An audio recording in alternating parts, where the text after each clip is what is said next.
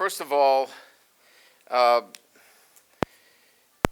with my delay in getting before the media, and then obviously front page news of me being late yesterday to my own press conference, this individual has just had enough of this business after 45 years. And Bill Feig, Bill, where are you? 45 years with the Baton Rouge Advocate. This will be his last press conference. We barely knew you. But congratulations on 45 years. Amazing. I'm sorry that we put you out that you had to retire waiting for a football coach, but good way to go off, right? Awesome. Thank you, Bill. Thanks for all your service. Secondly, anything from yesterday that I wanted to cover? A couple of things. One, I mentioned some of the analysts. A couple that I didn't get in. Antonio Fennelis is an analyst that is returning with us. Outstanding young coach that will be working with our defensive backs. And I know you probably have a release on this, but I wanted to make sure I gave him his due because really impressed with him when I got a chance to observe him and his work during the bowl game. And then we just hired Pat Hill from Nicholls State to be working as an analyst with the defensive line. So glad to have him on board as well. So just a couple of housekeeping items from yesterday relative to staff. I think the overriding theme yesterday, right, was about experience. Certainly the ability to recruit, and then certainly from my perspective, winners. You know, all part of winning programs, and that theme is going to continue to be heard today. I think you'll also see that a lot of these coaches have great ties to the state of Louisiana, in particular on this side of the ball, and to New Orleans as well, the city. So I want to begin with our offensive coordinator, Mike Dembrock. You know, when we talk about experience, you know, certainly as a coordinator, unprecedented success this year at Cincinnati. You know, an offense that led in many categories, the development of a quarterback in Desmond Ridder, being one of the better quarterbacks, if not the best in the country, and what he did this year. You know, an offense that, you know, really is, from my perspective, one that is physical, which you're going to see are the tenets of the kind of offense that I want to show here at LSU. They've got to be athletic, and we've got to get the ball into playmakers. With Mike does a great job of highlighting the playmakers within the offense. But also, they've got to be disciplined and smart on offense as well. But I think it starts with that basic premise of having an offense that displays its physicality, highlights the playmakers and the athleticism on the offensive side of the ball, and then has a disciplined approach to things, and quite frankly, is a smart offense, and the way things are managed. And Mike does an incredible job of that. He's been with me before and coordinated offenses and defenses. Mike was a heck of a defensive coordinator for a very short period of time. But again, it goes to the ability to coach and teach and communicate and know the game. And Mike knows the game very well and is an outstanding recruiter. And again, I think when we talk about coordinators, it's not about what they know. It's about, you know, getting feedback. It's getting the entire staff part of what we do on a day-to-day basis. And so we're not leading as much as we're helping and enabling and getting the best out of everybody on that staff, and Mike will do a great job there as well. Our associate head coach and also will be coaching with the running backs is on his second tour here, and that is Frank Wilson. Sometimes I'm hesitant even sometimes to bring this up because I think it marginalizes Frank in some respects. A lot of people talk about Frank as a recruiter. He's much more than that. Recruiting is only part of this. And to be on this staff, you have to be more than just a recruiter. Is he a great recruiter? Absolutely.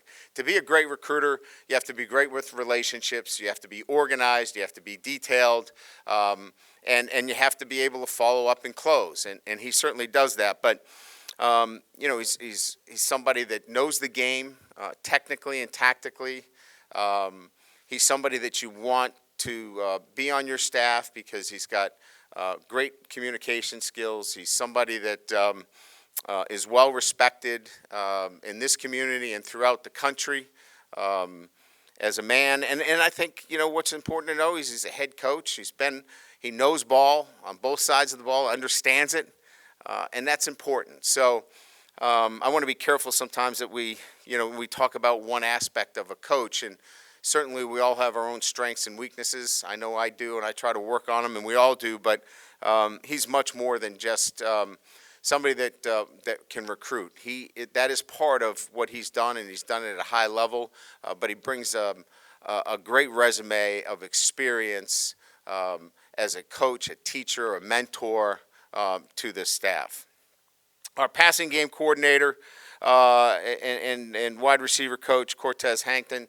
And again, we all know about Frank's connection to New Orleans, where he was born and brought up. Cortez as well, from New Orleans. Obviously the pedigree that Cortez brings is outstanding as a player and certainly an NFL player who had to make his own way. He was a free agent that had to earn his stripes. Nothing was handed to him, and that's what really attracted me to Cortez. He's earned it. He started as a volunteer coach. Has worked his way up through the Ivy League coaching, and then obviously just this past year coming off a national championship at Georgia. I think what's even more impressive is the work that he does in the community, the work he does with young student athletes, those that are underprivileged. Certainly the Cortez Hankton Family Scholarship Fund. He's other-centered. He gives back as well. And so not only do we have an outstanding coach, we have an outstanding person, somebody that's other-centered. He's got a great understanding of what we're doing in terms of developing our players on a day-to-day basis. He's seen it. He's had to do it himself. So it's just a great identification with our own players. And excited to have somebody with his skill set to, help us with what we're doing offensively as well. So extremely pleased and blessed to have Cortez with us. On the offensive line, Brad Davis returns, and couldn't be more proud to have him with us. And in particular, the work that he did in the interim in taking the LSU football team during that time in preparation for the bowl game. Short-handed, never complained about it, took it on.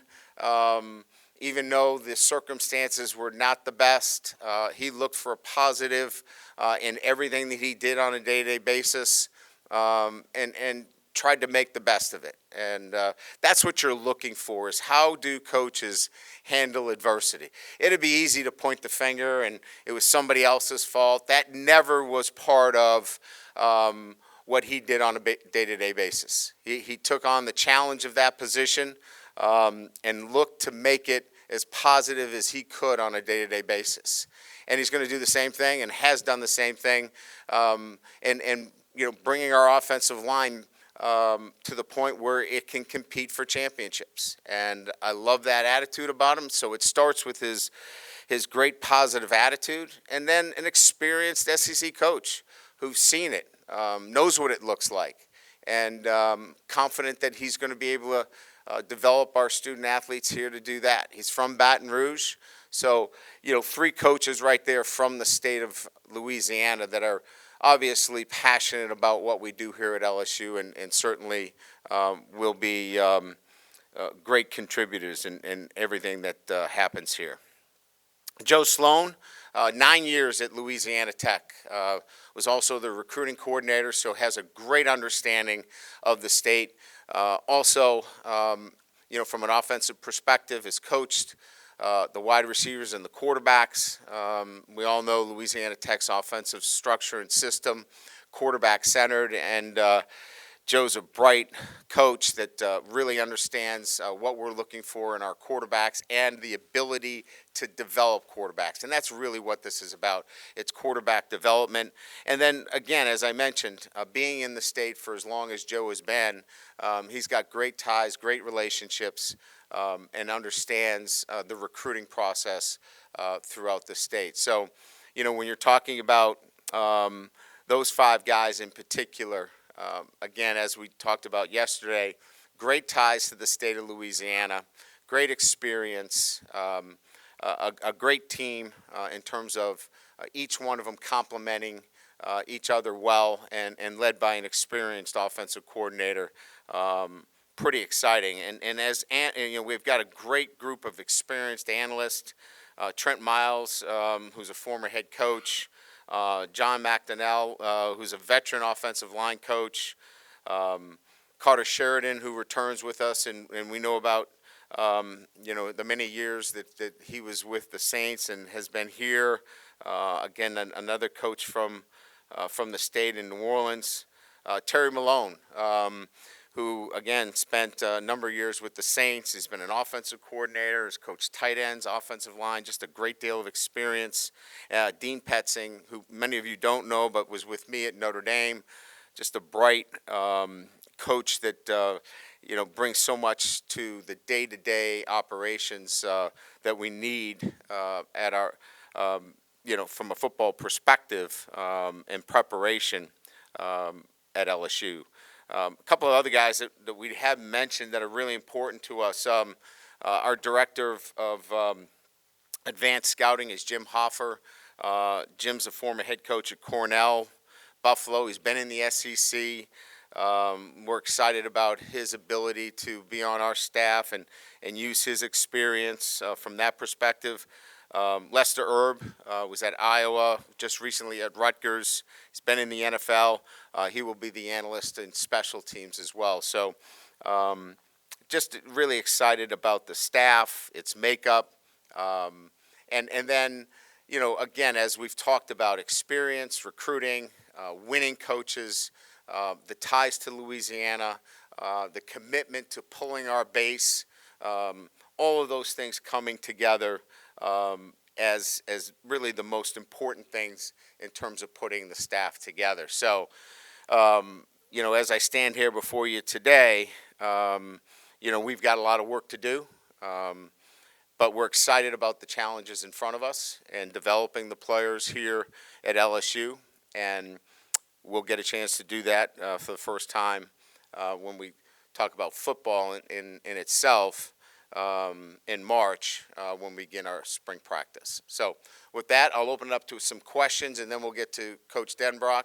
Excited they are to get on the field with the guys and start spring football and whatnot. You being a first-year head coach for the first time in a long time, how excited are you to get out there with this team and start to mold it? Yeah, I think for me the process is about, really building the right traits with the group as we get an opportunity to be around them more and more. And whether that is actually when you put the helmets on, or whether you're having dinner with them, or you're meeting with the leadership group, or you're in the weight room with them, to me that's one of the same. There's tackling, there's route running, and all of those things that are football related that are important as well. But each one of these days is an important day, and building those habits and those traits that are so necessary to be a championship football team. I'm excited as every day kind of goes by, as much as I would be just waiting for spring practice to start. There's a program in the SEC West that's recruited the offensive line at a high level, and they've been consistently successful, probably in part because of that. What have you identified in your career and now at LSU about that unit that is so pivotal to future success? Well, I have a profile in mind, and Brad and I and Mike and everybody in the offensive staff has discussed what that profile looks like. And so, we're gonna recruit to that profile, and we're gonna develop to that profile. I think one of the keys to that, without getting into too much by position group, would be that offensive linemen can be developed, and it's a position that I look towards as a position of development, and that's physically as well. You don't have to come in ready-made as an offensive lineman, and maybe that's a bit of a change in a mind's eye relative to a profile. Hey, Coach, over on this side, Steve Schneider, WAFB Baton Rouge. Now that are introducing all the guys that you got, if you were to go back and kind of explain what your approach to putting this staff together was it relying on all your years and people or were you trying to, unearth every rock and find every single person that might fit here? How much work went into this, and what was the philosophy on bringing these guys here? Yeah, that's a good question. I think each job that I've had, when you put a staff together, there's a different approach to how you assemble it. When I was at Notre Dame, for example, putting a staff together, the number one goal there was recognizing that we were going to have to go from New York to California. Academics was, obviously a prime mover in that. There were other factors. Here, going into the SEC, this isn't a place for training wheels. You got to come out and you've got to be experienced. You've got to understand what you're getting into. So I needed experience.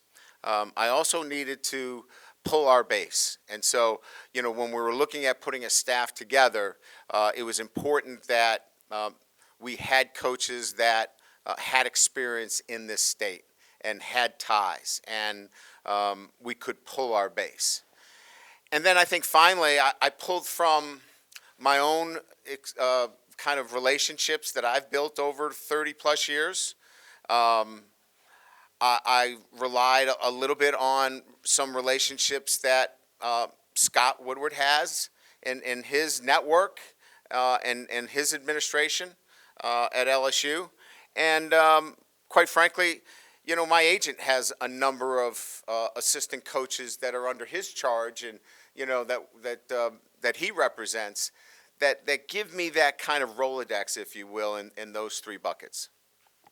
Hey, Brian, Brody Miller with The Athletic. You've delegated play calling duties the last few years. Will that continue with Mike? And regardless, just how do you imagine your dynamic between the two? So let's get this clear. I call all the really good plays at the outset. Delegating those responsibilities was not very difficult for me because, for my time, it was so important that I spent more time with the players on a day-to-day basis. And so if you're in meeting rooms and you're tied up most of the day, with the other things, the collateral responsibilities that fall on the head coach, it's very difficult to build the kind of relationships you want with your team.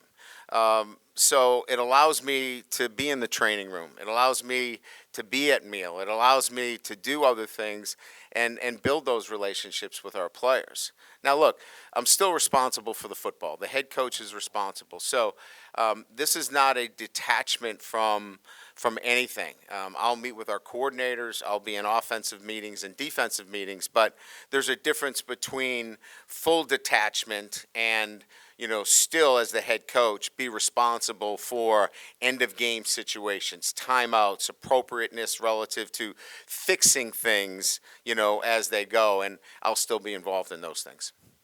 Yeah, Brian, right here, Ron Higgins, Tiger Details. Understanding that offenses, I guess, advanced the past few years. I mean, more plays are being run, it's more wide open. About how many points do you think you need to average ballpark to win conference and national championships?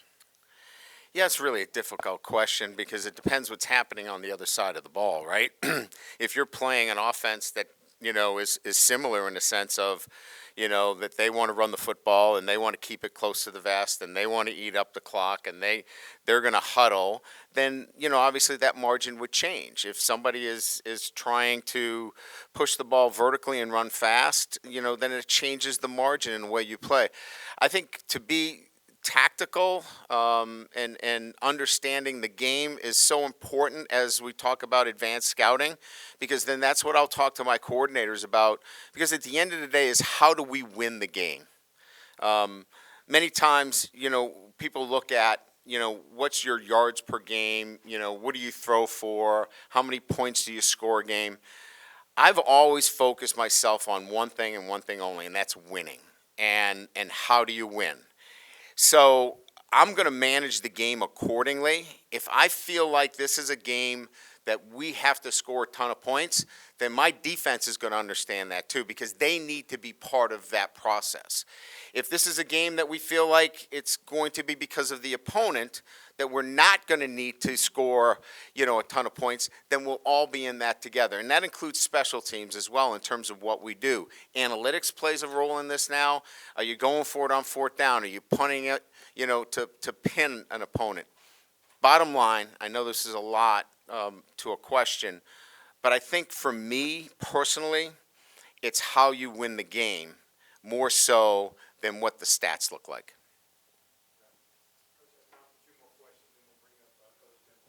Is the Dembrock as a DC thing, is that a good story? Do you want to share it? It was a great story. He was energetic. I thought he, for the most part, handled a transition when, I was a young coach and I was the defensive coordinator. So, think of all those guys that were former defensive coordinators that took over and he was the first defensive coordinator. That's usually not an enviable position to be in. And we were still friends after that. One of the things that you said that struck me when you got hired was that you thought you were analyst heavy. And to me, that's like a kid saying he's got too many toys, right? So are you in a sweet spot now? Do you feel like you have the right mix and the number that you want? I do. And I think, what we wanted to do is, back up the positions with the experience necessary. And quite frankly, we used analysts, we've moved them into the recruiting field as well. So some of the analysts that were in football now are in the recruiting field. I think we needed to, address that in a sense of what I felt more comfortable with in moving analysts into those roles as well. Great. Yeah, I'm sorry, we got one more here. Yeah. Yes, Shay Dixon with 24/7 Sports. Kind of a common thread in a lot of these hires is they've won or competed for championships at high school to the NFL to college, different levels. When you have that many guys who've had that sort of experience, what kind of boosts does that give a staff or staff meetings or, however you go about that? They've been through it, so they know what standards are. So when we talk about setting our standards of expectations, they know what a high standard looks like, and they know how to demand that, but demand it in the right way. And so I think what it means is that we come at it from a same perspective, that if we see something that is not up to the standard, that we don't have to wait around for me to address it. It's already been addressed because they've been through it. They know what winning looks like. And when you know what championships look like and you know that you've been down that road before, you're not going to let those standards slip at any time. Great. Thank you. Appreciate it.